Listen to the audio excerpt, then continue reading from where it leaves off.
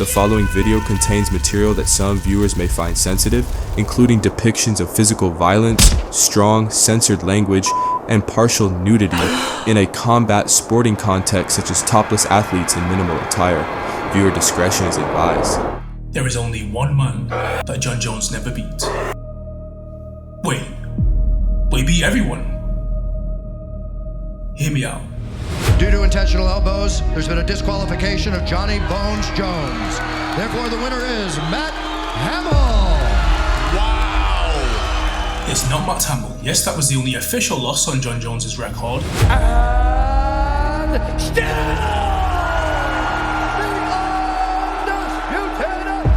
And no, it's not Dominic Reyes either, even though this was a super close fight. So who could it possibly be? It's Mr. Chael Sonnen.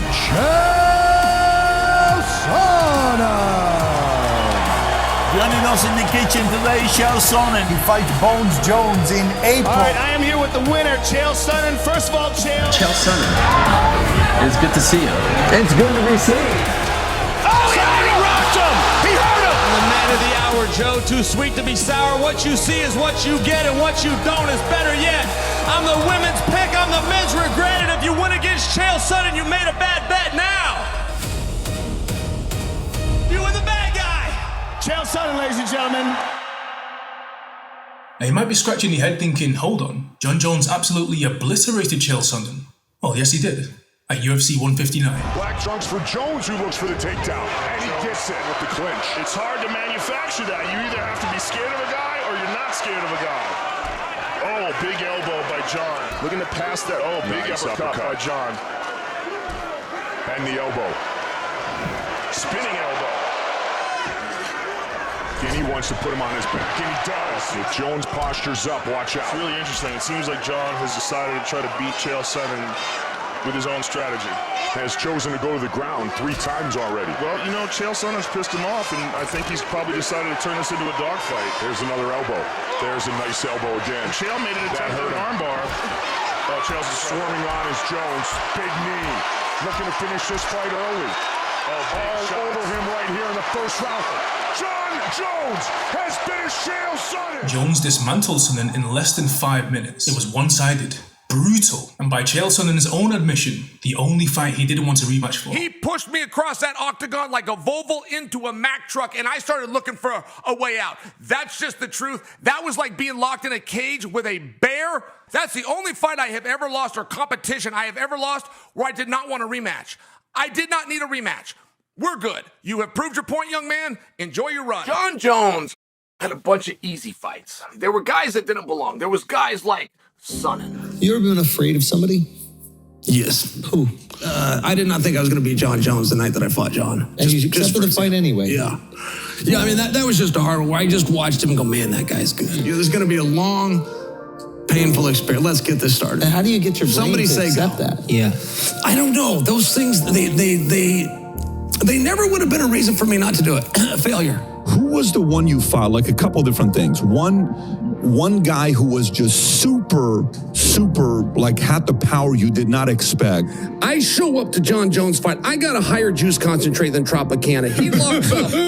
He locks up with me, and he pushes me against that octagon like a Volvo versus a Mack truck. We're about 6 seconds into this, and I'm thinking, I got to get out. I mean, that's going through my mind, and he hasn't even hit me yet. Like, get out of the cage, I got to go home. We got to get to the back. Listen, guys, I got to go. Yeah. You called Uber? And I got pride. I mean, I got pride like it, but I remember it crossed my mind. We locked, and he pushes me back, and he's got this move where he spins around, he'll elbow you right in the mouth, and I barely got out of the way of the elbow, but Jon Jones, he was everywhere. This guy was so long. I mean, he was just absolutely everywhere. He really is a talented guy. But that's not the whole story, because while Jon Jones beat Chael Sonnen inside of the octagon, outside of it, the fight never really ended. So Jon Jones and I had a very interesting afternoon yesterday. We decided to try to hurt each other's feelings over Twitter. To this very day, Sonnen might be the only guy that can get underneath Jon Jones' skin. Chael Sonnen has,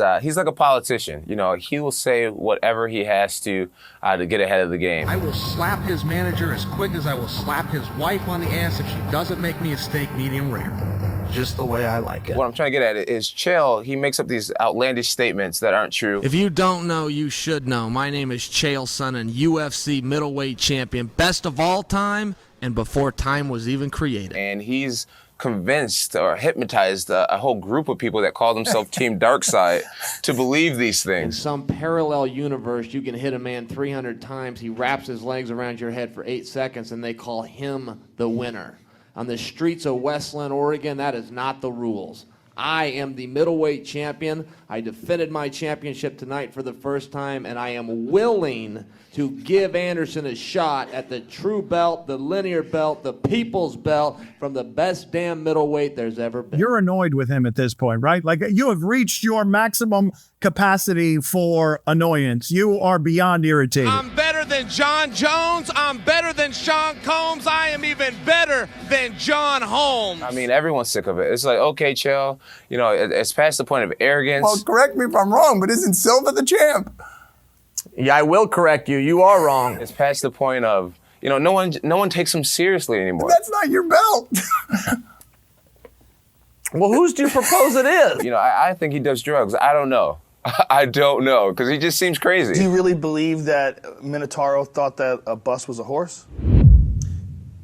That happened. Think about it. Jones has had rivalries with quite a few fighters over the years. Daniel Cormier, Rashad Evans, even public back and forths with Israel Adesanya. But eventually, all those feuds cooled off.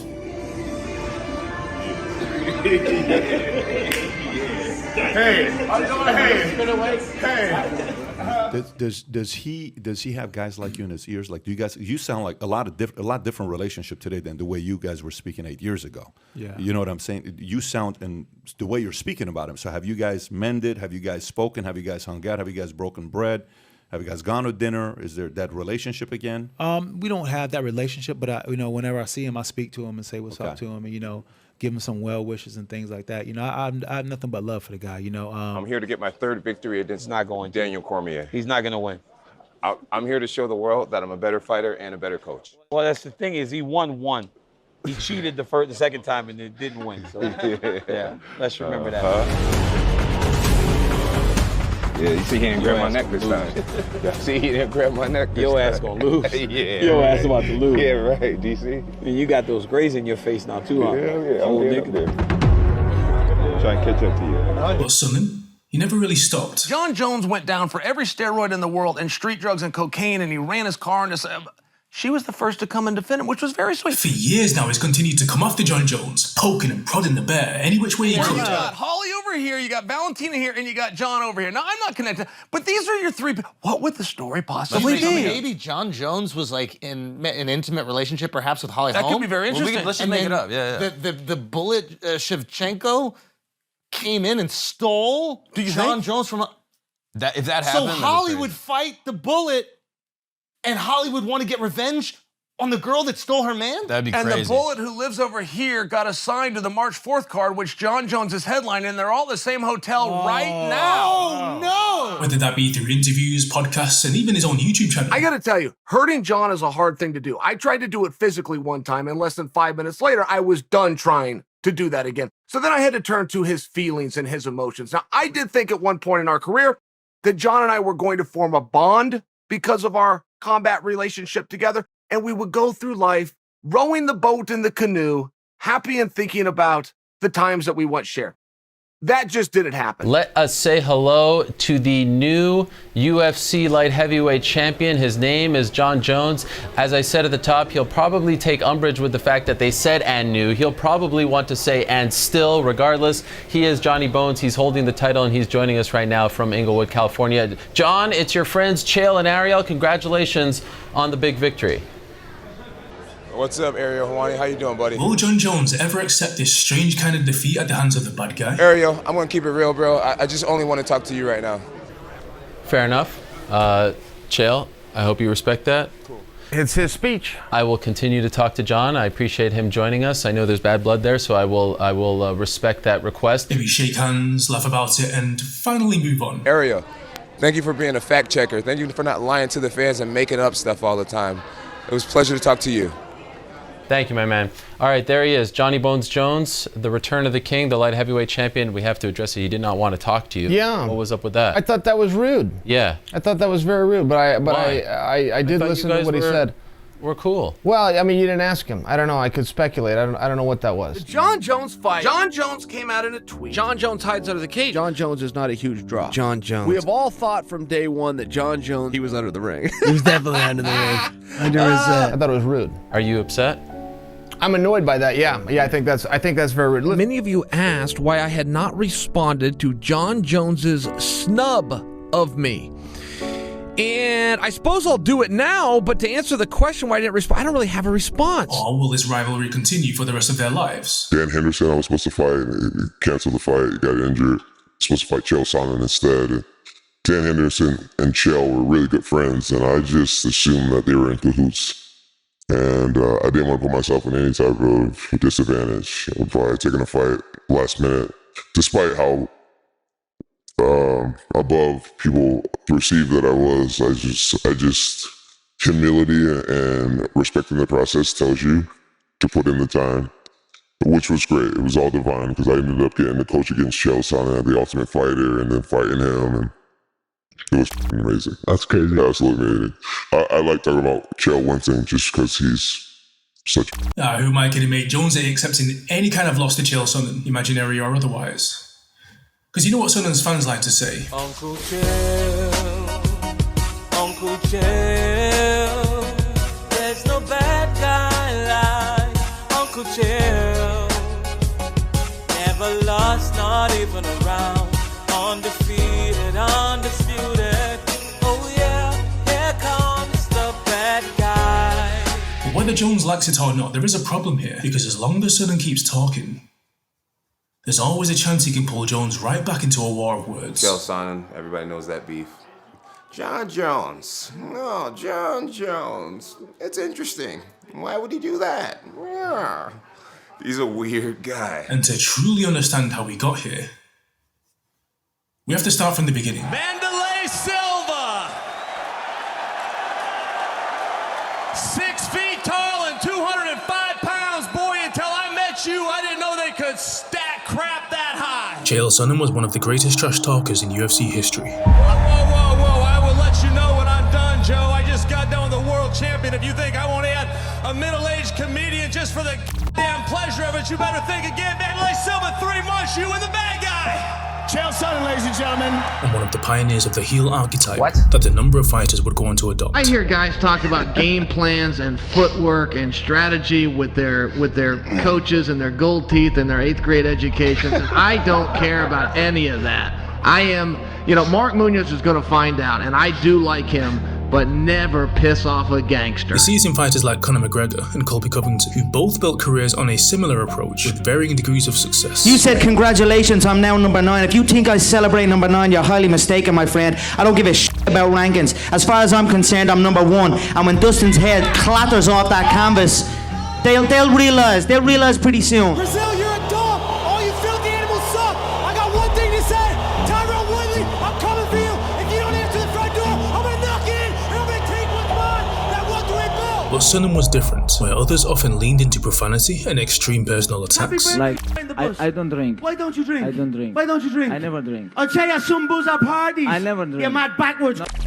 You're dead when I get my hands on you, do you hear me? I never You're drink. f***ing dead. You're on borrowed time, motherfucker. This is my time. I'm getting my belt back. Who'd you get a call from? You get a call from freaking your little tribe? They give you some smoke signals for you? I broke fake your fight. Wait till I see you next time. Wait till I see you next time, Marty Fake Newsman. You're dead. You're dead. Am you I? got unfinished business. Really? You better show up. Sonnen relied on quick wit, satire, and an almost theatrical delivery to get under his opponent's skin and sell the fight. I mean, Jon Jones. Why don't you shut up and listen up, and I'm going to tell you what's going to happen in this next week. When I get to the Sopranos state, when I step off that plane in New Jersey, there's a new family in town, the Sonnen family, and I'm the new Don.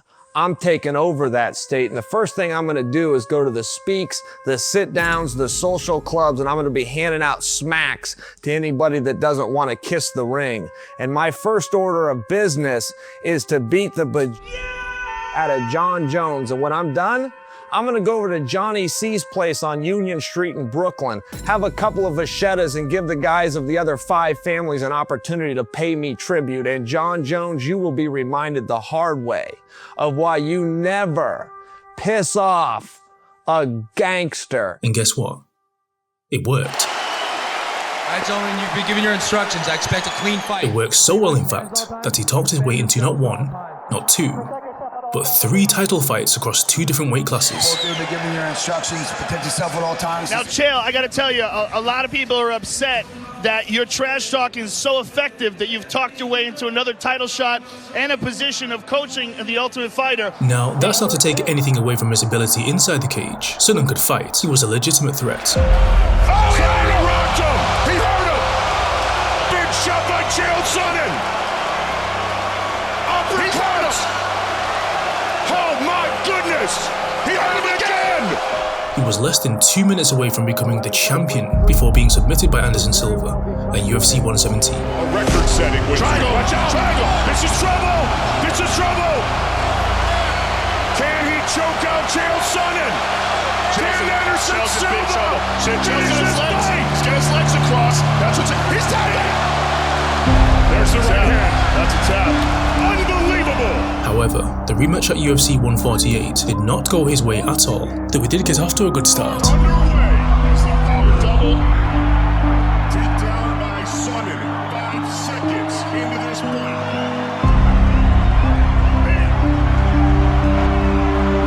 Look at that. Chael will give him no space, Joe. And now Anderson starting to throw the strikes. Can he avoid getting taken down? So far. Wow, good takedown defense by Silva. That was something that we did see. That is an early turning point in this fight. That was in the air. Was that a knee to the face? Yes, it was. That could be deemed a knee to a down. But the action continues. Anderson. Big right hand. Looking to finish the fight. Chael's in trouble.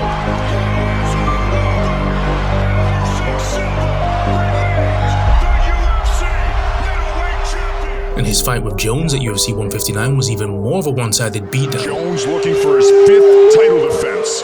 And here we go. Sonnen takes the center of the octagon quickly. He is in the white trunks. Black trunks for Jones, who looks for the takedown. And he gets it. Gets Sonnen on his back right away. Still, Sonnen's real weapon was never just what he did in the octagon. It was what he did outside of it. The largest arm, the greatest charm, and all the harm, and it's coming Saturday night to the sold-out Newark, New Jersey. Get to a television. Don't ask your mom. Don't ask your dad. Parental guidance is not needed. You've got permission from the soon-to-be champion Chael Sonnen. Push the buy button, sit down, and witness history. Because his ability to talk, to provoke, to entertain, and to draw attention didn't just win him opportunities. It made him a whole bunch of money along the way. What should you make fighting?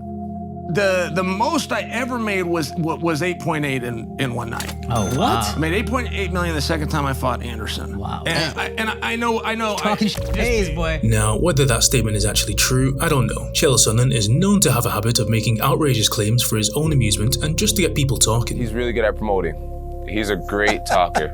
He is really good with words. What I don't doubt is that as a title challenger, he was getting paid far more than most people who were in the exact same position as he was. And it makes sense. His style of promotion was rare. He didn't just sell fights, he made people care. Why are you asking questions in English? Anderson sits here like he doesn't understand you. Ed Soros interprets and we gotta hear it a second time. First off, he speaks English, and second, we could replace Ed Soros with an app I could download for $9.99.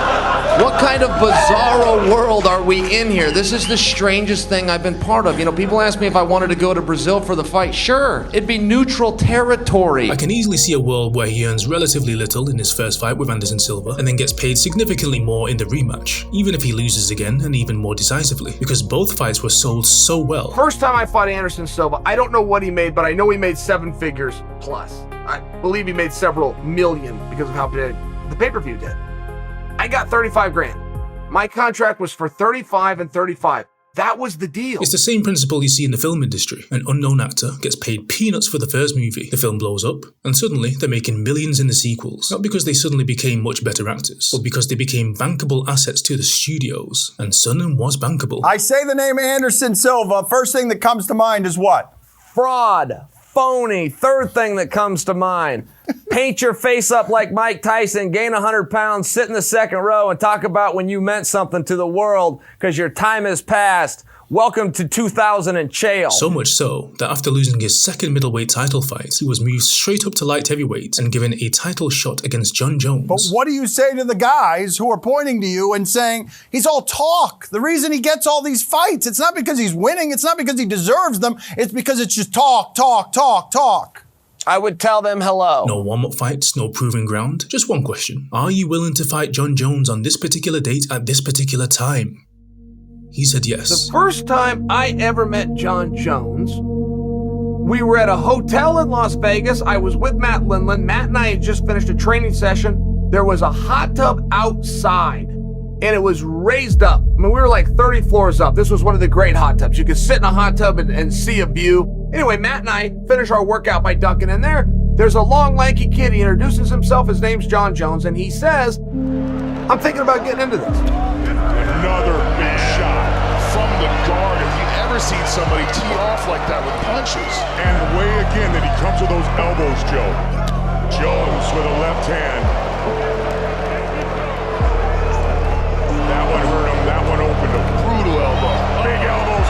Trying to finish this fight.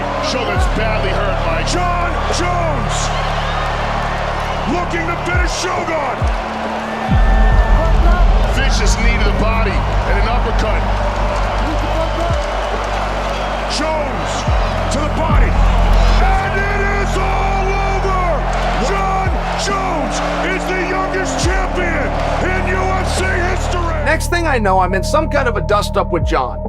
And it was a little bit of a smile and a wink. There was a show called UFC Tonight. I was the #1 contender. 185 pounds, but I was the #1 contender. Ariel Helwani post-fight at UFC 109 with the new #1 middleweight contender, Chael Sonnen. How does that sound, Chael? It sounds pretty good, man. I'm feeling horrible right now, so I'll take anything to perk me up a little bit. And I went on the show, and I said, I am the #1 contender, but I have not chosen at what weight class yet. And if I was George St. Pierre or Jon Jones, I'd be swallowing real deep right about now. That's a quote.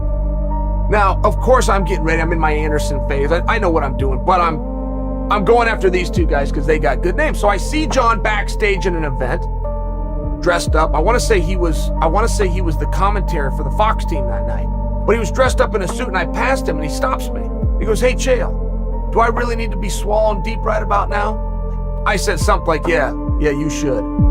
He smiled and he goes off and does his job. I go about my day. I don't have any interaction with Jon Jones for a period of time after that. And the next thing you know, I'm a light heavyweight. I'm in the weight class. Go back on this show, UFC Tonight, and I dismissed Jon. I dismissed him. It was in October at some point, and I said I could take his belt like pushing a kid down on Halloween and taking his candy, but I'm not interested in him. Now, this is all that I've said about Jon, but his feathers were up. And you got to understand why that might be commonplace right now in the sport. I hadn't started. I hadn't gotten this whole thing going yet, right? This was a real shot, as light as that might be. Push him down and take his candy. I could take his belt like I could push him down and take his candy. Because he was young. Don't forget, Jon was the youngest champion of all time. He's like 21, 22 years old. So I'm dismissing his youth. It's lighthearted. It's not all that big of a deal, but it's what got everything started. That bothered him. Dana, walk us through your decision-making process. What were your options after Henderson pulled out? Dan Henderson, my teammate, versus Jon Jones. Well, obviously, to fight a guy like Johnny Bones Jones on 8 days' notice. Dan got hurt. He hurt his knee. It's tough to get a replacement. I called, Machida is the #1 contender after Henderson. He has to pull out of the fight, and the fight's in like 8 days. We exhausted all the options. We called Chael Sonnen. Chael Sonnen literally said to me, Dan, I'll fly to Vegas and fight Jon Jones tonight. In Las Vegas, at Mandalay Bay, or any other casino you choose. And he was ready to go. I had never fought at light heavyweight, and I was just coming off a loss at middleweight. So just on logic alone, I probably not the first guy he called, but with that response, I was the last guy that he called. We called Jon Jones. He's not only is he the world champion, he's one of the top 3 ranked, pound for pound fighters in the world. He said, "I will not fight Chael Sonnen on 8 days' notice." Jon Jones refuses the fight. And he refused it because I was a southpaw, for one, which is not what he was preparing for. But 2, he thought that I knew about this for a period of time because Dan and I were teammates. He thought Dan and I put this plan together. Your sport is a full contact sport. It is one where danger is very real. Some would say, why should he? One of the biggest draws in the fight and the champion. How do you answer that? Well, other than him being a southpaw, they're the exact same guys. They come out of the same camp. They've been training together their entire career. The difference between a guy like Chael Sonnen is Chael Sonnen's a wrestler. He doesn't even hit as hard as Dan Henderson is. The only thing that he's changing is his stance. He's a southpaw. Now, Jon isn't wrong to think those things, and he also isn't wrong to want to strategize and game plan for a southpaw. He was wrong in his guess in that I had no idea that Dan was pulling out. In fact, when Dana even called me and said, "Do you want the fight?" he never told me about Dan's knee injury or anything. So that part of it was wrong, but how would Jon know, right? Okay. I talked to my coaches about it right away. His coach, Greg Jackson, told him not to take the fight, saying it would be the biggest mistake that he's ever made in his entire career. Sonnen he's a southpaw. He has a completely different pressure, different takedowns, ground and pound's different. He's susceptible to different submissions. Which is absolutely insane. The guy is the world champion. He's beat all the top guys over the last, year and a half. We bought the UFC in 2001. I've done almost 1,800 fights. No fighter has ever turned down a fight, and this is the first ever UFC that's ever had to be canceled. Just a completely different warrior. So, that was the main factor and the reason why I didn't want to take the fight in last minute notice. I think people don't realize that just because you're a UFC fighter doesn't mean you walk around every day thinking that you're the toughest man on the planet. To assume that I could beat one of the top 5, top 10 fighters on the planet without preparing for him whatsoever, that would be extremely ignorant. They end up there with such a buzz and the fact that Jon Jones had turned the fight down, which gave me all of this credibility. It almost had done away with the fact that I was a middleweight. It did away with the fact that I had just lost my last fight. So this perception being reality thing, Dana wanted to do me a favor for being willing to do him a favor. So he gives me a commercial. He goes, "You know what? Fox is doing a commercial. They got a show called Always Sunny in Philadelphia. They want a UFC fighter. It's a good payday, 1 day's work. I'm giving this to you for being willing to help me out." Okay, great. I'm in. Just fly out to LA. And when I'm out there, I meet this gal, and she's an exec. And she informs me that she oversees some arm that oversees the Ultimate Fighter. Now, I was strategizing myself because I knew the Ultimate Fighter, what a great vehicle and a great driver it was for the sport, was also down. It was down. It had just come off Shane Carwin versus Roy Nelson as the coaches. And the numbers went, from 1 million per show. And I mean, it dipped hard. I don't know how low it went. I want to say in the 400 range. Even if I'm wrong, it was in the 600 range. But at that time, you're still talking about a 40% decline. And I knew they needed a personality for that show. And I never said anything. I never went to Dan. I never did anything like that. But I knew however I perform on this commercial in front of this exec who now I have just met and knows I'm a fighter, and I now know she cares about the Ultimate Fighter, this could be my way in.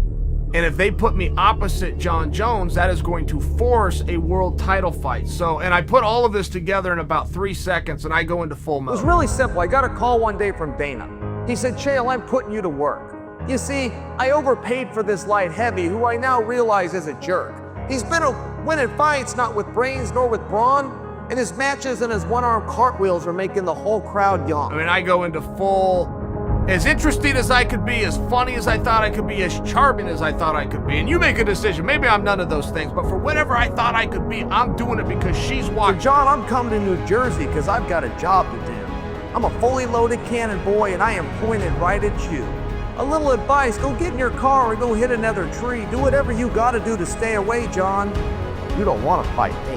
And she's going to go to somebody, and it's going to be about the Ultimate Fighter, and I'm going to request Jones, and that's going to force a world title fight, and that's exactly what happened.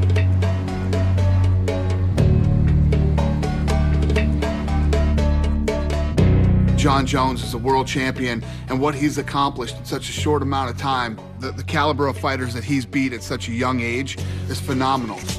Oh, right when my day was going so well. How's it going, man? Hey, good, buddy. Going good. Nice to see you, man. Having a good show. UFC 151, Dan Henderson blew his knee out a week before the fight. I called all the guys in line to fight Jon Jones next, and every one of them turned the fight down. Chael Sonnen accepted the fight, but Jon Jones refused to fight Chael Sonnen on 8 days' notice. When this season's over, they will fight. As far as knowing and hanging out and being around Jon Jones, I haven't spent a lot of time with him. I'll probably get to know him throughout this series.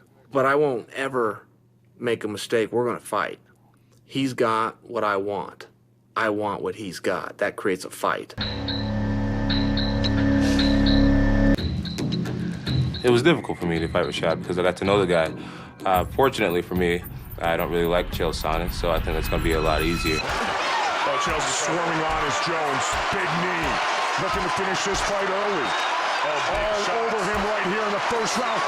Jon Jones has finished Chael Sonnen. After that chapter ends with Sonnen losing to Jones, he continues fighting for a few more years, a couple of wins, a couple of losses, before officially retiring in 2019. In your mind going into this fight, did you tell yourself if you didn't win that you were going to retire? No. I fully thought I was going to win this fight. I was going to call out Ryan Bader. I had the whole thing ready. If I beat Lyoto tonight, I'd have fought Bader for the world championship. And that was the only reason I was in this sport, you know. I promised my father I was just in the sport. Do you leave with any regrets? No. I loved every minute.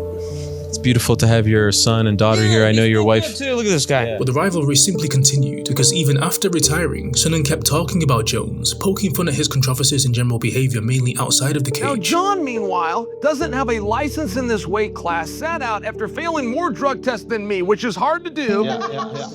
And thumb up his ass for 3 years. Thumb up his ass for 3 years, all because Dominic Reyes should have got the jump on him. And these are the two guys for the world championship. Jon Jones goes from the youngest champion of all time to the oldest contender in the company's history. Come on. Let's envision y'all two are competing for the belt in a press conference.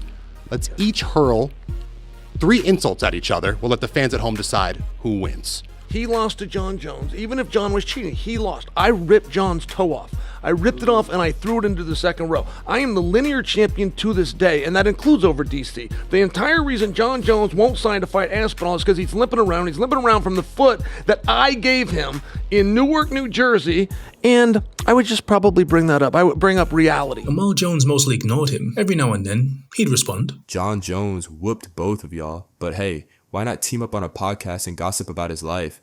Meanwhile, he's out here making your annual salary in a week. Stay busy, boys. And the reason for Sonnen continuing this beef is pretty clear. This was one of the only ways he could get back at Jones after the loss. Do you resent Jon a little bit because he's kind of a real-life heel who gets to be kind of a face? Yes. And you are... Whoa! Yeah, because I've heard I knew when I walked in here I resent him. I thought that was jealousy and possibly even envy. But I like how you said it. That might be a better you are, psycho. And you're proud of the fact. I don't cuss.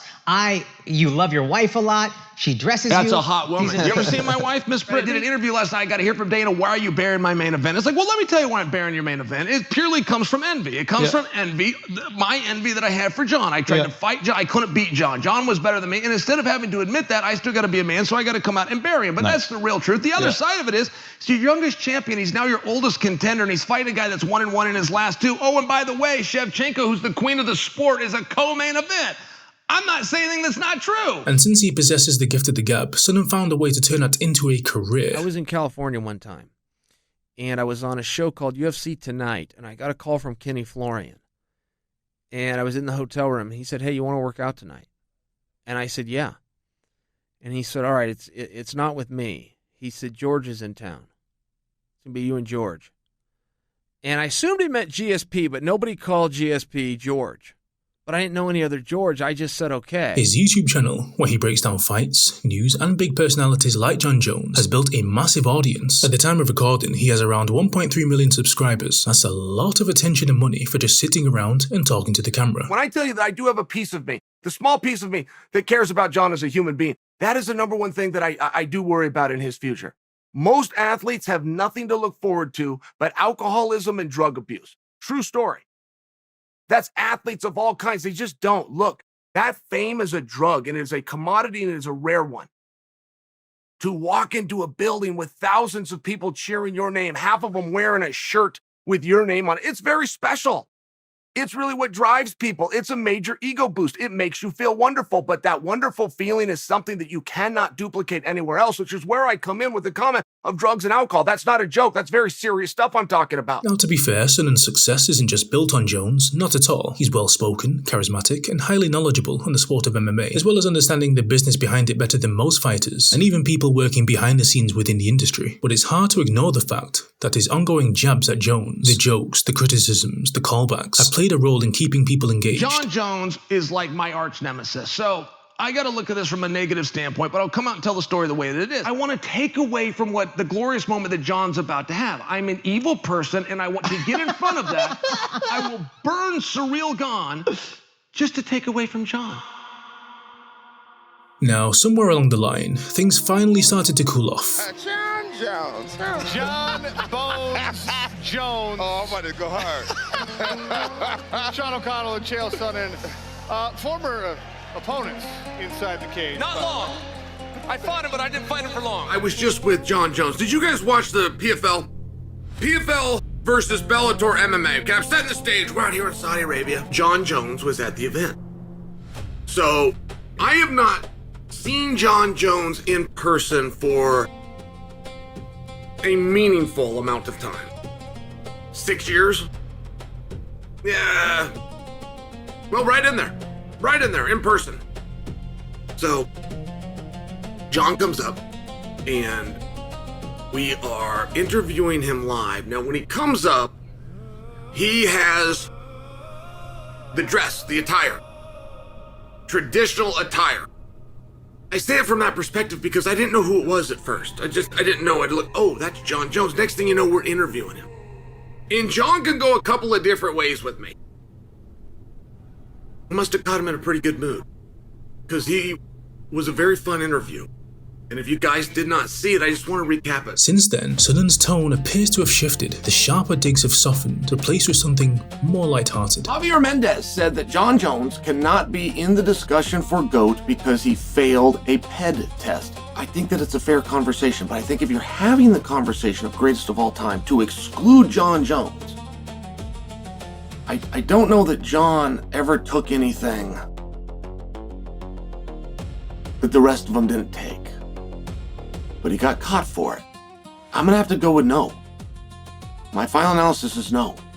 Jon Jones failing a PED test makes him not the cleanest fighter of all time. It does not disqualify him from being the greatest fighter of all time. Almost like both men finally realized life's too short to hold grudges forever. Let's just let bygones be bygones. So what's the lesson in all of this? Well, in the world of combat sports, the winner is supposed to be decided in the octagon, in the squared circle, in the ring, on the mats. But in the world of media, the rules are a little different, because sometimes the real victory isn't landing punches and getting your hand raised. It's getting a reaction, and for years now, Chael Sonnen has understood that better than almost anyone in the game. The more someone reacts, the more potential opportunities come your way. What those opportunities are can be different depending on the person. But this is why, for anyone living in the public eye, content creators, influencers, athletes, actors, actresses, artists, or just people who are online in general, there's a simple rule that often gets looked over. Don't feed the trolls, because the moment you've given someone your attention, you've given them exactly what they wanted. And it's a lesson that a lot of us creating things online will probably have to learn sooner or later.